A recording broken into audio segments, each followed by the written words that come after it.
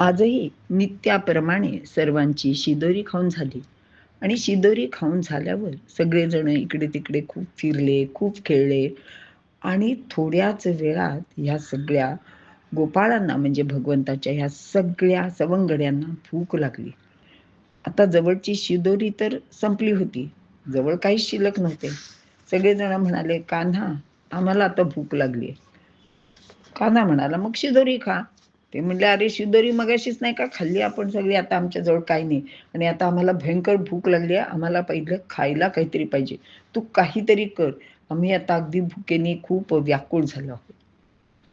मग कृष्ण त्यातल्या एकाला म्हणाला, की "अरे तुम्ही एक काम करा, कोणीतरी एकाने वरती झाडावर चढा आणि आजूबाजूला कुठे घर दिसतंय का बघा." तर झालं दोघं तिघं जण वर चढले झाडावर, इकडे तिकडे बघितलं, तर एका ठिकाणी त्यांना असं तिथून त्या असा आकाशात धूर जाताना दिसत होता. ते म्हणले, "कान्हा, इथे कुठेतरी धूर दिसतोय रे बाबा." तर ते म्हणले, "अरे जरा नीट बघा ना इकडे तिकडे, ज्या अर्थी धूर दिसतोय त्या अर्थी तिथे कुठलं तरी एखादं घर असेल, कुठल्या तरी ऋषींचा आश्रम असेल, काहीतरी असेल, जरा बघा बघा. तर भूक लागली ना, मग काहीतरी करा ना." त्यांनी जरा नीट निरीक्षण करून बघितलं, तर दूरवर त्यांना एक आश्रमासारखं काहीतरी दिसलं आणि तिथूनच तो धूर येत होता.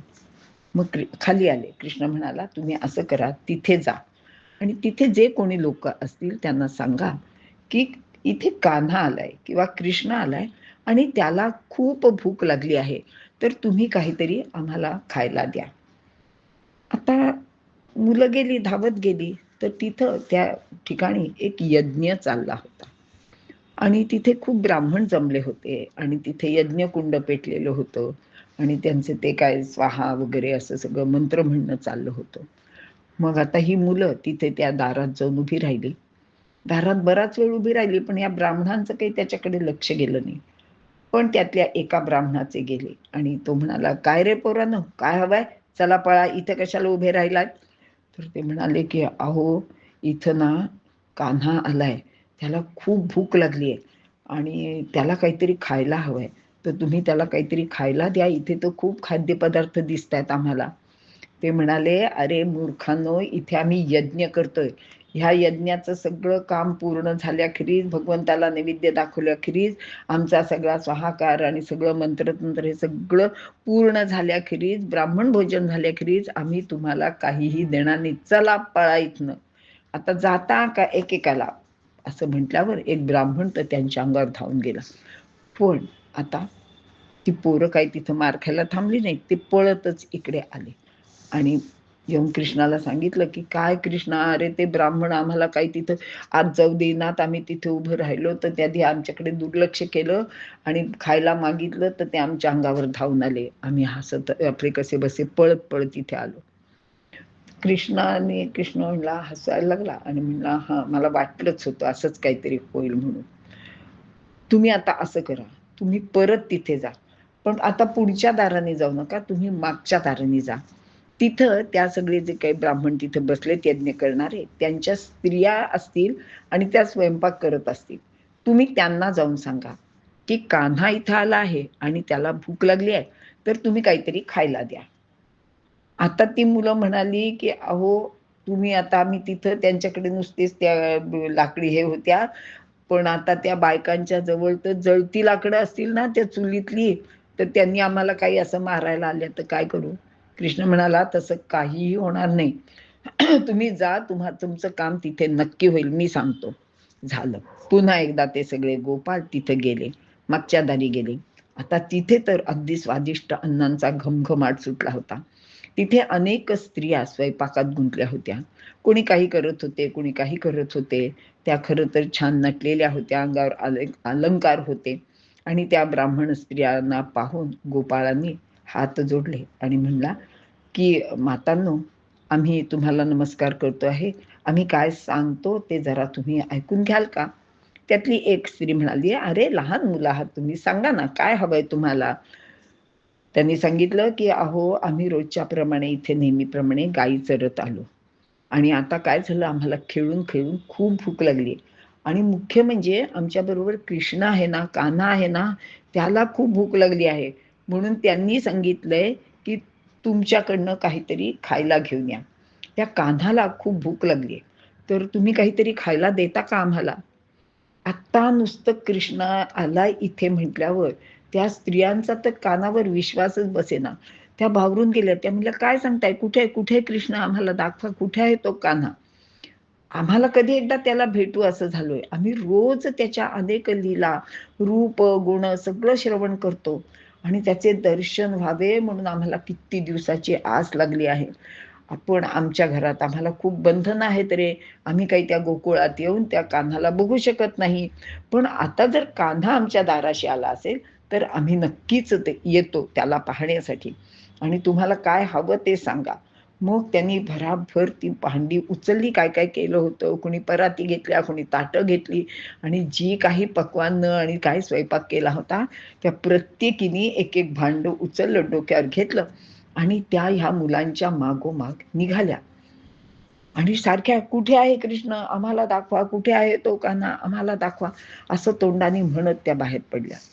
एवढ्यात काय झालं, तिथलं काहीतरी हवीर द्रव्य संपलं म्हणून एक ब्राह्मण आत आला. त्यांनी बघितलं तर ह्या सगळ्या बायका भराभरा कुठेतरी निघाल्या आहेत. आता या आम्हाला न विचारता हे सगळं अन्न घेऊन कुठे निघाले आहेत? म्हणून त्याला फार राग आला आणि त्यांनी सगळ्या आपल्या बरोबरच्या त्या ब्राह्मण मंडळींना हाका मारायला सुरुवात केली. पण तोपर्यंत बऱ्याच जणी तिथून बाहेर पडल्या होत्या. एवढ्यात त्या ब्राह्मणाच्या लक्षात आलं. त्यातल्या एकीचा म्हणजे त्याच्याच बायकोचा त्यांनी हात धरला आणि म्हणाला, "कुठे चालली आहेस? जायचं नाही, मला विचारल्याखेरीज." असं म्हणून तिला म्हणला, की "मी तुला एका ह्या खांबालाच बांधून ठेवतो, कशी जातोस ते बघतो." आता तोपर्यंत ह्या सगळ्या जणी हातात त्या अन्नाची मोठी-मोठी पातेली आणि पराती घेऊन निघाल्या होत्या कृष्णाला भेटायला. आणि मग त्या समक्ष कृष्णाच्या समोर आल्या आणि त्यांनी कृष्णाला हवं असं ते सगळं भोजन दिलं. एका क्षणात त्यांनी आपल्या सर्वस्वाचा त्याग केला आणि त्या म्हणाल्या, की "काय नवरे आम्हाला म्हणायचे ते म्हणू दे, आम्ही आता त्यांना विचारत नाही. पण आम्हाला ह्या भगवंताचं दर्शन मिळणं फार महत्त्वाचं आहे." त्या समोर आल्या. त्यांनी सगळी भांडी कृष्णापुढे ठेवली, नमस्कार केला आणि त्यांना त्याच्याशी काहीतरी बोलायचं होतं. पण त्यांचे कंठ भरून आले. त्या कोणीही बोलायलाच तयार नाही. कृष्णाने सांगितलं गोपाळांना, की "तुम्हाला काय हवं ते सगळं पोटभर खाऊन घ्या" म्हणे. आणि मग ती सगळी मुलंच ती त्यांनी पटापट ज्याला जे हवं ते त्या भांड्यावर अगदी तुटून पडले आणि सगळे पदार्थ अगदी मोठ्या आवडीने खाल्ले. त्यातले काही 1-2 पदार्थ त्यांनी कृष्ण आणि बलरामालाही दिले. आता ह्या सर्व खाण्याने सर्व विश्व आणि विश्वातील सर्व देवता तृप्त झाल्या, असे वर्णन शुकदेव करत आहेत. आणि त्यांनी तसं परीक्षिती राजाला सांगितलं. त्या शुकदेव पुढे म्हणाले, "अरे लक्ष्मीला सुद्धा त्या स्त्रियांचा हेवा वाटला. धन्य, धन्य ह्या सगळ्या बायकांचे." आणि श्रीकृष्ण मग शेवटी त्यांना म्हणाला, की "तुम्ही आणलेले सर्व अन्न खूपच छान होते. आम्हाला सगळ्यांना ते मिळाले आणि तुम्ही खरंच खूप मोठं काम केलंत. आज आमची भूक भागवलीत." आता ह्या तर इतक्या निष्काम भक्ती करणाऱ्या स्त्रिया होत्या. त्यांचे अगदी प्राण, बुद्धी, मन, शरीर सगळं काही त्यांनी त्या भगवंतालाच अर्पण करून टाकलं. आता इथे लक्षात घ्या, की ज्ञानी माणसं आणि इतर सर्वजण ह्यांच्यात एक फरक असतो. ज्ञानी माणसांना आपल्या ज्ञानाचा अहंकार असतो आणि ते सहजासहजी भक्तीच्या भानगडीत पडत नाहीत. भानगडच म्हणतात. ते म्हणतात, ती भक्तीची भानगड आम्हाला नाही जमत. पण ह्या ज्या भाबड्या स्त्रिया होत्या, ह्यांनी भगवंतावर खरं निस्सीम प्रेम केलं होतं. कारण व्हायचं असं, की त्या जिथे राहत होत्या, तिथे ह्या गोपाळांच्याकडे म्हणजे गोकुळातल्या गवळणी, गोपी रोज दूध, दही घेऊन येत होत्या आणि त्या त्यांना ते दही, दूध देताना रोज काही ना काहीतरी ह्या कान्हाच्या गोष्टी सांगत होत्या. आता इतक्या सुंदर सुंदर गोष्टी ऐकल्यावर स्वाभाविकच त्या सगळ्या स्त्रियांच्या मनात त्या कान्हाला पाहण्याची उत्सुकता खूप दिवस होती आणि जणू काही त्यांना त्याचा ध्यासच लागला होता. आणि आज तो त्यांचा ध्यास पूर्ण झाला. आज त्यांना प्रत्यक्ष भगवंताची भेट झाली होती. आता त्या म्हणाल्या, की "आता आम्ही काही इथून जाणार वगैरे नाही. आम्ही तुझ्या चरणाजवळ आलो. आता आम्हाला तो पुन्हा संसार नको आणि भगवंता, आम्ही सर्वस्वाचा त्याग करून इथे आलो आहोत. आता आम्हाला कुठे जायचं नाही. आम्हाला तुझ्या पायाशीच जागा दे." असे म्हटल्यावर भगवंत हसला. तो म्हणाला, की "नाही, नाही, तुम्ही असं करू नका. पुरुष असो भगवंता, तर किंवा तुमचे ते नवरे आहेत आणि तुम्ही त्यांच्या पत्नी आहात, तर तुमचा पत्नी धर्म तुम्ही निभावलाच पाहिजे आणि तुम्ही आता चिंता करू नका. तुम्ही जरी घरी गेलात तरी तुमचे पती किंवा तिथे जे कोण लोकं आहेत ते तुम्हाला एक शब्दही बोलणार नाही. तुमचा राग करणार नाही, तुमचा अपमानही करणार नाहीत. कारण काय, की आज तुम्ही माझ्यासाठी जे काही केलेलं आहात, तर त्याच्यामुळेच तुम्हाला हे सगळं प्राप्त झालेलं आहे. आणि जेव्हा माझे हृदयात तुम्ही चिंतन करा आणि तुम्ही काहीच दिवसात मत्स्वरूपात प्राप्त होऊन जाल, असे सांगितले आणि परत सांगितलं, की स्त्रियांचा मुख्य धर्म पती सेवा करणे आहे आणि गृहकृत्यात दक्ष राहून संसार सांभाळणे आहे. पुत्रांना योग्य ते वळण लावणे आहे.